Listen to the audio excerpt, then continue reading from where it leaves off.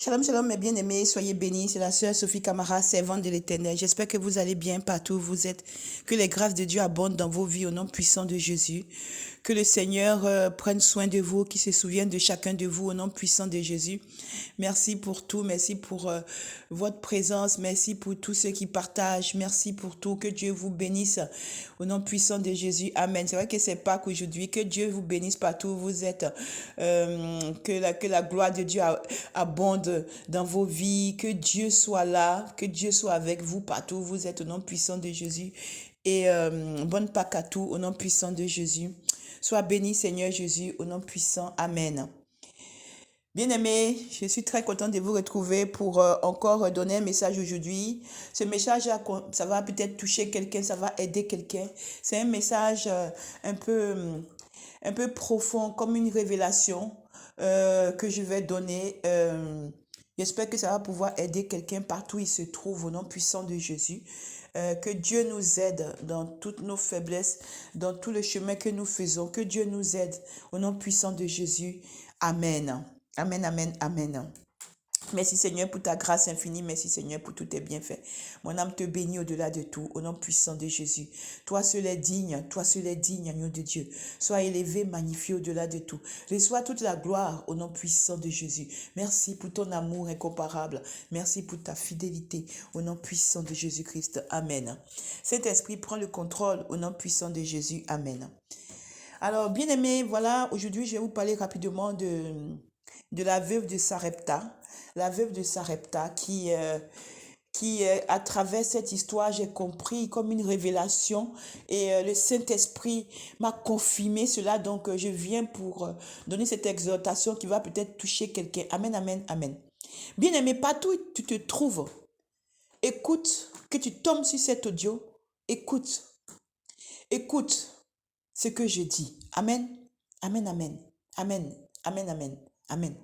Tu vois, bien-aimé, tout ce que nous traversons, tout ce que nous vivons, tout ce qui nous arrive, on pense que Dieu ne voit pas, on pense que Dieu ne sait pas. Mais bien-aimé, laisse-moi te dire que Dieu est au contrôle de toutes choses. Et Dieu voit toutes choses. Et même des fois, Dieu même fait toutes choses. Amen.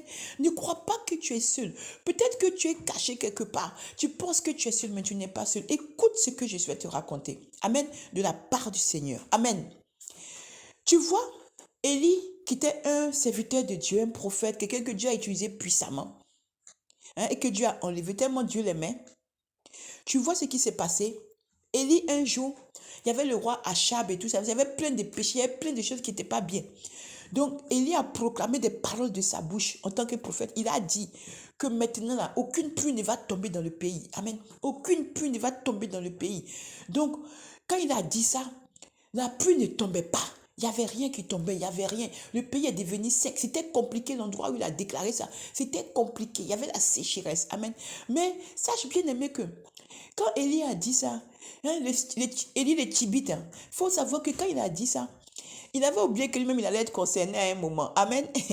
Donc il a dit ça et c'est ce qui s'est passé. Mais à un moment, Élie a vu que, même lui-même aussi, il n'y a pas l'eau pour boire, il n'y a rien.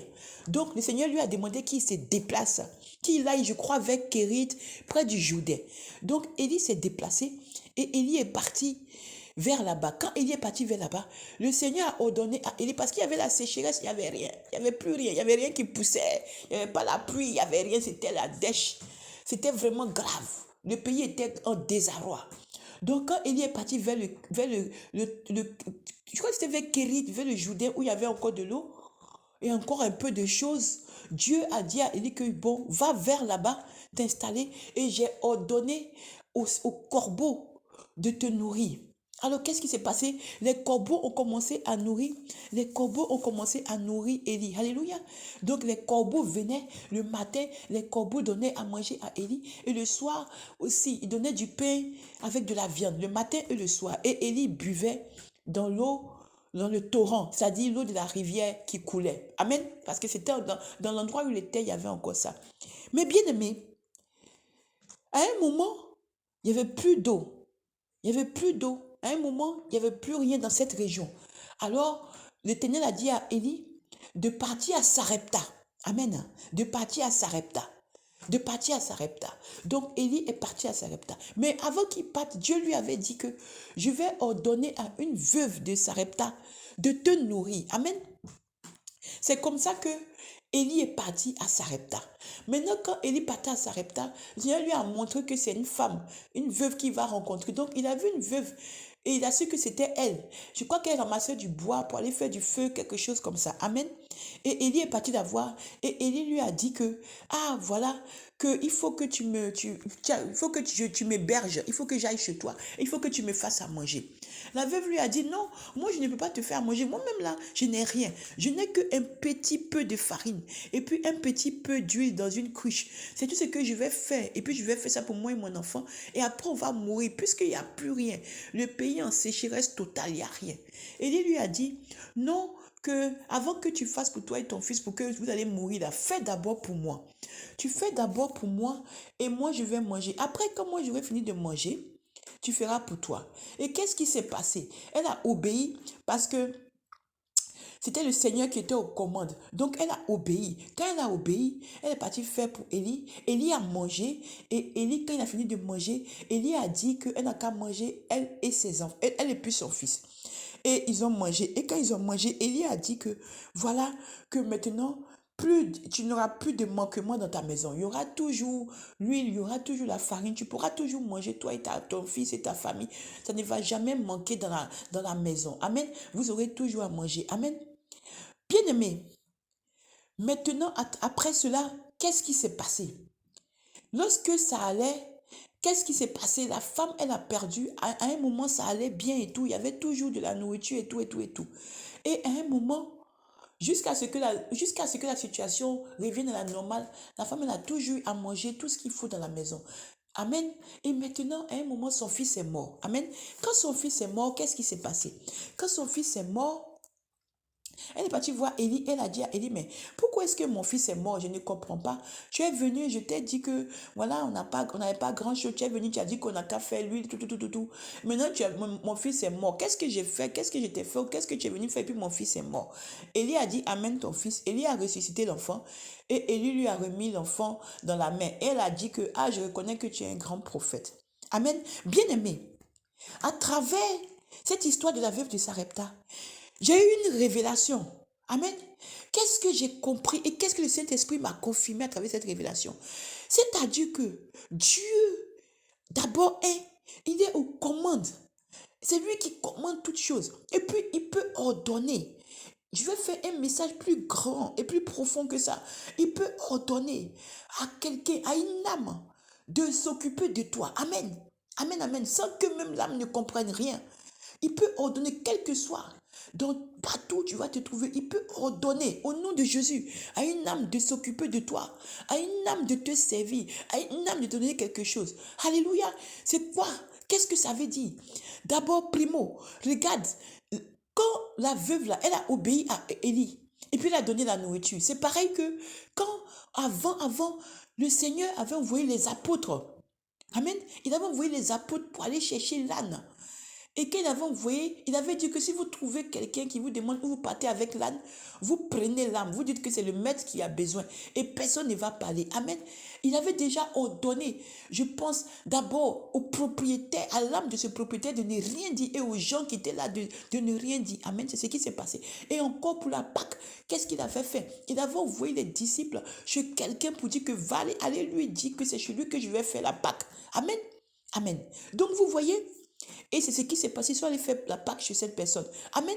Et là, il a ordonné que cette veuve nourrisse Élie avant même elle. Dans la vie normale, les gens vont dire non, non, non, non. Moi, j'ai fini de manger d'abord moi et mon fils et toi, on verra. Mais comme c'était un ordre de Dieu, l'âme a obéi. Amen. L'âme n'avait rien à dire à part obéir. C'est pourquoi il a dit qu'il amène toute pensée captive à son obéissance. Amen. C'est dans Colossiens ou Corinthiens, je ne sais plus. Voilà, il a dit qu'il amène toute pensée captive à son obéissance. Amen. C'est ça l'exemple. C'est ça. Donc, qu'est-ce qui s'est passé après?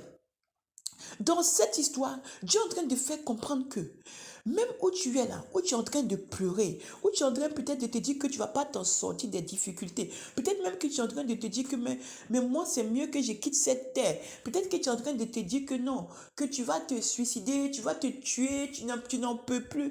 Peut-être que tu es désespéré d'une manière que tu ne sais pas où te tourner. Bien que tu sois chrétien, bien que tu connaisses Christ. Et puis toi, si tu ne connais pas le Seigneur aussi, je te parle aussi. Amen, amen, amen. Parce que Dieu a la solution à tout. Même si tu ne connais pas, il règle tout. Parce qu'il est le créateur de toutes choses. Amen. C'est pourquoi donne-lui ta vie. Amen. Donne-lui ta vie si tu entends ma voix. Au nom de Jésus. Donc, qu'est-ce qui s'est passé? En fait, Dieu sait tout. Quelle était la révélation? Ce que j'ai compris à travers cette histoire, amen, c'est que en fait, Élie était une représentation de la révélation que Dieu voulait donner à travers cette histoire. Donc, Élie était le Seigneur. Élie était venu comme le Seigneur à travers cette femme. C'est-à-dire que à travers toi qui traverses les difficultés, qui traverses les complications, toi qui penses que tu vas mourir, toi qui penses que c'est fini pour toi, toi qui penses que tu vas tout perdre, toi qui penses que tu ne peux plus vivre, toi qui penses que les soucis sont au-dessus de toutes choses. En fait, le Seigneur vient à travers cette histoire de la veuve de Sarepta et à travers le prophète Élie pour te dire que donne-moi ta vie, donne-moi ce que tu as de plus cher. Alléluia. Donne-moi ce que tu as de plus cher. C'est-à-dire que ton idole que tu as, peut-être que c'est le fait d'avoir la peur de perdre ton foyer, d'avoir la peur de perdre ta moitié, avoir la crainte de perdre ton travail, avoir la crainte de perdre ton confort, peut-être avoir la peur de perdre un projet, peut-être avoir la peur de perdre je sais pas, des amis, peut-être avoir la peur de perdre quelque chose qui te tient à cœur, ta maison, et ton entreprise, ta position. Ça concerne beaucoup de choses. À travers ce message, le Seigneur est venu à travers Élie pour dire à la veuve de Sarepta, donne-moi ta vie, fais-moi confiance. C'est la révélation, alléluia, alléluia, alléluia. C'est la révélation que j'ai eue. En fait, le Seigneur est venu pour dire à la veuve de Sarepta, donne-moi ta vie. Qui pense que je suis? Tu penses que je suis qui? Ne sais-tu pas que je suis Dieu? Je suis le Seigneur, Dieu Tout-Puissant, Créateur du ciel et de la terre. Moi, c'est moi qui nourris, c'est moi qui nourris même les animaux. Il a démontré avec les corbeaux qui venaient nourrir Élie. C'est moi qui tiens toutes choses. Donne-moi ta vie. Donne-moi ce que tu as de plus cher. La farine et l'huile que tu as, qui te tiennent à cœur, qui sont accrochés à toi. Ce que tu penses que tu ne peux pas laisser. Tu ne peux pas offrir ça à mon serviteur. Donne-moi. Parce que tu crois que tu peux me donner ta vie. Tu peux me donner ce que tu as de plus cher. Je veux ce que tu as de plus cher. Je veux que tu me donnes ce que te reste. Ce que tu penses que, à part ça, c'est la fin. Ou pareil qu'avec le père Abraham qui a donné Isaac et Dieu est venu pour pouvoir avant qu'il tue Isaac. C'est ce que Dieu est venu à travers la veuve de Sarepta, c'est la révélation pour dire que alléluia, alléluia, alléluia, alléluia. C'est pour alléluia, alléluia, alléluia, alléluia, alléluia, alléluia. En fait, il est venu dire à la veuve de Sarepta, donne-moi ta vie, donne-moi tes problèmes, donne-moi tes fardeaux, donne-moi tout ce que tu es en fait. Donne-moi tout ce que tu as. Donne-moi ton tout. Amen. C'est ça qu'il est venu dire à travers cette histoire. Hein, pour montrer à la veuve de Sarepta qu'il est Dieu et que c'est lui qui pourvoit. C'est lui qui pourvoit. C'est lui qui prend soin. C'est lui qui a dit, viens, dépose tout à mes pieds et je te donnerai du repos. Je te donnerai du repos. C'est ce que ça veut dire. En fait, à travers cette histoire, le Seigneur est venu dire que toi qui es angoissé, toi qui ne sais pas quoi faire, toi qui es, tu es tellement perdu, tellement désespéré, tu crois que c'est le ciel qui te punit, tu crois que c'est le ciel qui tombe sur toi, tu crois que c'est le Seigneur qui te punit, tu crois que peut-être que tu as manqué de discernement, peut-être que tu as manqué de vigilance, peut-être que tu trouves même que tu as été bête, en fait tu te poses plein de questions, mais sache bien aimé, alléluia, que en fait il y a peut-être le doigt de Dieu dessus, il y a peut-être le doigt de Dieu, c'est peut-être le doigt de Dieu, c'est le doigt de Dieu peut-être qui est en train d'agir, c'est peut-être Dieu qui a fait que, alléluia, c'est peut-être Dieu qui a fait que ça arrive dans ta vie, afin que tu saches que quand il va t'enlever tout ce que tu penses que tu as de plus précieux, quand il va t'enlever tout ce que tu n'as jamais pensé que tu pouvais perdre, tout ce que tu as eu dans ton confort, peut-être que tout ce que tu as eu dans ta vie, que tu pensais jamais perdre, en fait, il vient te dire que je t'arrache ça. Et puis je verrai ce que tu vas faire. Mais il faut que tu me donnes. Il faut que tu me donnes. Il faut que tu me donnes. Vous voyez, c'est pourquoi Élie a dit à la veuve de Sarepta, d'abord, donne-moi, je vais manger et après tu vas manger. Et la veuve va accepter. Jésus vient dans ta vie. Il vient dans ta vie et il te dit, donne-moi ta vie. Donne-moi tout ce qui te préoccupe. Donne-moi tout ce qui ne va pas. Donne-moi moi tout, car je suis Dieu. C'est moi le créateur de toutes choses. C'est moi qui sais toutes choses. Amen, amen. Et qu'est-ce qui s'est passé? Dieu a dit dans sa parole, alléluia. Alléluia. Qu'est-ce que Dieu a dit dans sa parole? Dieu dit dans sa parole que, Dieu dit dans sa parole que, qu'il ne peut jamais oublier quelqu'un qui a sacrifié quelque chose pour lui. Amen. Il a dit qu'il ne peut jamais abandonner le juste. Il a dit que tu ne peux pas avoir fait quelque chose pour lui et puis il va t'abandonner. C'est faux, c'est faux. Dieu a dit que c'est pas lui. Il ne peut pas, tu ne peux pas avoir fait ça et puis il va dire qu'il ne va pas t'aider. C'est faux. Il a dit que c'est pas possible. Tu ne peux pas avoir abandonné quelque chose pour lui et puis il va te laisser tomber. C'est faux parce qu'il ne ment pas. Il ne ment pas. Dans Nombre 23, 19, je crois, il a dit qu'il n'est pas le Dieu menteur. Qu'est-ce qu'il a fait? Qu'est-ce qui s'est passé? Ben, quand elle a fait le plat pour Élie, ben, il y a eu d'abord la première récompense, c'était quoi? C'est que sa maison n'a plus manqué de rien. Parce que le Seigneur a pourvu. Amen. Et maintenant, la révélation encore, qui est la deuxième. Qu'est-ce que Dieu a fait? Dieu lui a montré que, en fait, même ton fils allait mourir. Ton fils allait mourir. Alléluia. Ton fils allait mourir. Donc, je suis venu à travers mon serviteur pour venir loger chez toi. Afin que, quand le malheur allait frapper, j'allais agir à travers Élie pour ressusciter ton fils. Amen. Alléluia. Alléluia. Alléluia. C'est ça en fait la révélation. C'est-à-dire que quand tu acceptes de te soumettre complètement à Dieu. C'est-à-dire que tu dis Seigneur, je te laisse tout. Prends tout. Quand tu acceptes de dire ça, qu'est-ce qu'il fait? Il vient, il loge chez toi, il habite chez toi, il vient manger avec toi, comme il a dit, invite-moi, je viendrai souper avec toi dans Apocalypse 3, 19 ou 3, 20. Amen. C'est ça en fait. Et maintenant, il connaît ce qui va arriver dans ta maison. Il connaît ce qui va arriver dans ta maison. Il connaît les problèmes que tu vis. Et il connaît les problèmes futurs. Parce que quand Élie est venu dans la maison de la veuve de Sarepta, la veuve ne savait pas qu'elle allait perdre son fils. Elle croyait que c'était le problème de nourriture seulement. Mais Dieu avait vu loin. Dieu avait vu loin. Dieu avait vu loin. Dieu avait vu là où l'œil ne voit pas. Dieu avait vu là où l'humain ne voit pas. Dieu avait vu là où personne ne peut voir. Dieu avait vu loin. Alléluia. Dieu avait vu loin. Il avait vu que son fils allait mourir. Et il a envoyé maintenant son serviteur pour maintenant montrer qu'il est Dieu. Et qu'est-ce qu'il a fait? Mais il a pourvu. Il a pourvu à toute la maison de cette personne. Mais si cette femme s'était opposée, si cette femme avait dit non, moi je ne veux pas, moi je fais comme ci, comme ça, mais son fils allait mourir et puis elle n'allait pas avoir la nourriture, elle allait être dans le désarroi et puis elle allait peut-être mourir avec son fils. Amen. C'est pourquoi, bien-aimé, partout où tu te trouves, si tu tombes sur ce message, écoute ce que j'ai raconté comme histoire. Jésus-Christ, il est là. Il suffit que tu acceptes de t'abandonner complètement à lui. Quel que soit ce qui t'arrive, il faut rendre grâce à Dieu. Quel que soit ce qui t'arrive, il faut rendre grâce à Dieu. Amen. Quel que soit ce qui t'arrive, il faut rendre grâce à Dieu. Amen, amen, amen, amen, amen, amen. Parce que tu ne connais pas le cheminement que Dieu est en train de faire. Peut-être qu'à travers ce que tu acceptes de perdre, peut-être à travers ce que tu as accepté de perdre, quand on dit perdre, c'est beaucoup de choses. C'est quelque chose que tu offres à Dieu. C'est quelque chose peut-être que tu as perdu. C'est peut-être quelque chose qu'on t'a pris. Ce qui est sûr, c'est un sacrifice. C'est quelque chose que tu aimais. C'est quelque chose qui te tenait à cœur. C'est quelque chose que tu programmais. C'est quelque chose que tu as. Amen. Et que tu as perdu. Sache que c'est cette perte que tu as perdue là. Dieu voit ça. Et c'est peut-être même Dieu qui est à l'origine. Et aussi peut-être que tu n'es pas prêt à lâcher ce qu'il te demande. Peut-être que où tu es là, tu n'es pas prêt à lâcher ce qu'il te demande. Mais il te dit lâche. Il te dit lâche. Il te dit lâche. Il te dit lâche. Il te dit lâche. Il te dit lâche. Alléluia. Alléluia. Il te dit lâche. Il te dit lâche. Alléluia. Il te dit lâche. Il te dit lâche ma fille. Il te dit lâche mon fils. Je suis là. De quoi tu peux? De quoi tu peux? De quoi tu peux? Lâche prise. Lâche. Lâche. Lâche. Et je serai là pour toi. Amen.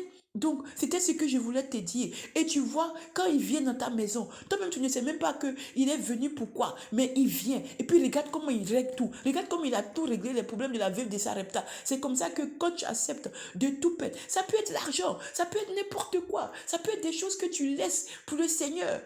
Quand il parle de donner, là, c'est des sacrifices. C'est quelque chose qui te tient à cœur. Ça peut être une idole. C'est-à-dire que idole, là, c'est vaste. L'argent est une idole, les voitures sont une idole, les maisons sont une idole. C'est-à-dire, les choses que tu prends qui sont accrochées, les choses qui sont accrochées à toi que tu aimes plus que Dieu, c'est ça qu'on appelle idole. Quelque chose que tu aimes plus que Dieu, c'est ça qu'on appelle idole. Si tu as des voitures et que tu aimes plus tes voitures que Dieu, tu as une maison, tu penses que comme tu as une maison, tu es arrivé, c'est fini, que tu commences à faire la vanité, tu aimes ça plus que Dieu. Tout ce qui est vanité des vanités, tout ce que tu prends pour t'exhiber, tout ce que tu prends pour montrer là, c'est ça que Dieu appelle idole parce que tu mets ça avant lui, alors que c'est lui qui doit être en premier. Amen. Donc, c'est ça que Dieu veut que tu abandonnes. Quand il dit donne-moi, il veut que tu lâches. Il veut que tu laisses ça. Il veut que tu laisses. Il veut que tu quittes dans ça. Si par exemple, tu avais cet amour pour certaines choses, si tu mettais Dieu toujours derrière, il veut que c'est lui qui soit le centre maintenant de ta vie, afin qu'il rentre dans ta maison, il rentre dans ta famille et qu'il commence à régler. Il commence à régler. Il commence à corriger. Il commence à rectifier. Même l'impossible devient possible.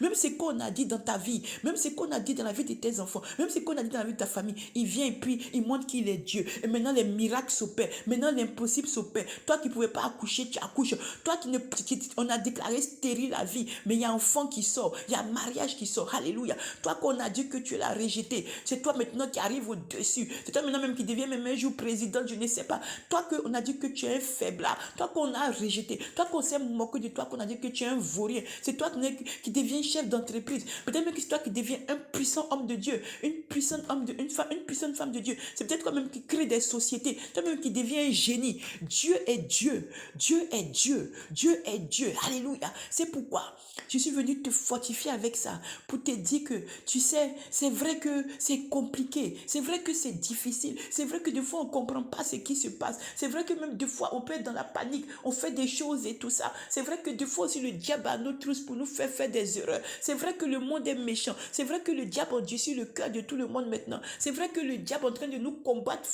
puissamment, mais sache que ton Jésus est vivant, sache que ton Dieu est fidèle, sache qu'il est là, qu'il est vivant, qu'il est puissant et qu'il agit encore. Cette histoire de la veuve de Sarepta, en fait, c'est la révélation de l'évangile caché. En fait, c'est une révélation de l'évangile, c'est-à-dire que c'est une révélation de mourir à soi, c'est-à-dire mourir à toi, c'est-à-dire donner à Jésus ce qui est cher, comme quand Abraham a donné d'Isaac, c'est-à-dire que quelque chose qui est cher, quelque chose que tu ne veux pas lâcher, quelque chose que tu penses que tu ne peux pas vivre sans ça, quelque chose que tu penses que tu auras des problèmes si tu fais ou si tu perds. C'est ça que Dieu veut prendre en toi. C'est ça que Dieu vient prendre ou qu'il va prendre ou qu'il a déjà pris. Accepte et dis Seigneur, je mets tout dans ta main.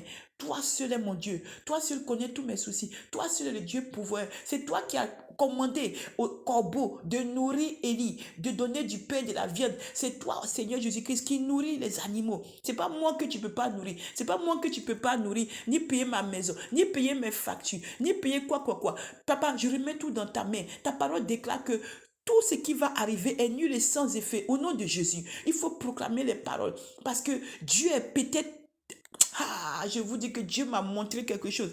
Dieu là, c'est Jésus. Des fois même il est à l'origine de certaines choses, bien aimées. Plus tard, je parlerai. Des fois, il est à l'origine de certaines choses et puis il te montre comme ça, comme un film. Tu dis, mais qu'est-ce qui se passe? Des fois, il veut tester ta foi. Des fois, il veut tester simplement ta foi. Des fois, il veut te tester pour voir ton amour. Des fois, il veut voir comment tu vas être inébranlable. Oh, Jésus-Christ. Jésus-Christ, ses voix ne sont pas nos voix. Donc, j'ai transmis le message. Soyez bénis. Que cette révélation puisse nous guider afin que nous sachions que Dieu a des directions qu'il prend qui ne sont pas nos directions. Que Dieu a des chemins qu'il prend qui ne sont pas nos chemins. Que Dieu veut juste que nous nous abandonnons complètement à lui et que nous lui donnons cette vie. Comme il a offert son corps en sacrifice pour nous à la croix. C'est la résurrection aujourd'hui. Il a offert son corps au sacrifice à la croix pour nous. Il s'est donné entier pour nous. C'est comme ça qu'il veut que nous aussi, nous donnions complètement à lui. Avec nos failles, parce que nous sommes humains et charnels. Mais lui, il sait comment corriger. Il sait comment rectifier. C'est comme ça qu'il veut que nous soyons un sacrifice total pour lui. Au nom puissant de Jésus. Amen. Père, j'ai transmis au nom puissant de Jésus.